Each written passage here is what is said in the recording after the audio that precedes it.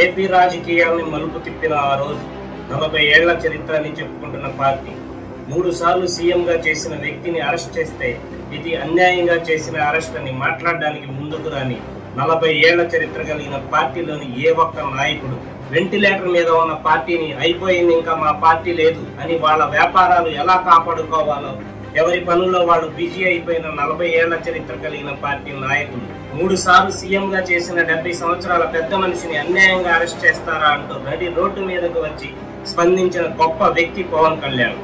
తన పార్టీ భవిష్యత్తు కూడా ఆలోచించకుండా బీజేపీని సంప్రదించకుండా రాజమండ్రి సెంట్రల్ జైలులోనే పొత్తు ప్రకటించి వెంటిలేటర్ మీద ఉన్న పార్టీకి క్యాడర్ కి ఊపిరి పోసిన మహానాయకుడు జనసేన అధినేత పవన్ కళ్యాణ్.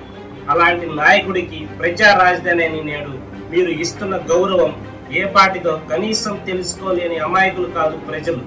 గుర్తు పెట్టుకోండి, 30 ఏళ్లు నేనే సీఎం అన్న వ్యక్తిని పార్టీని ఏం చేశారో మీకు తెలియనిది కాదు.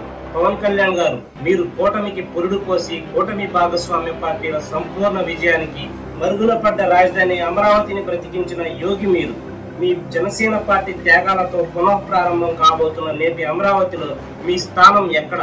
ఎన్నాళ్ళి మీ యోగ నిద్ర? ఎన్నాళ్ళి మీ మౌనం?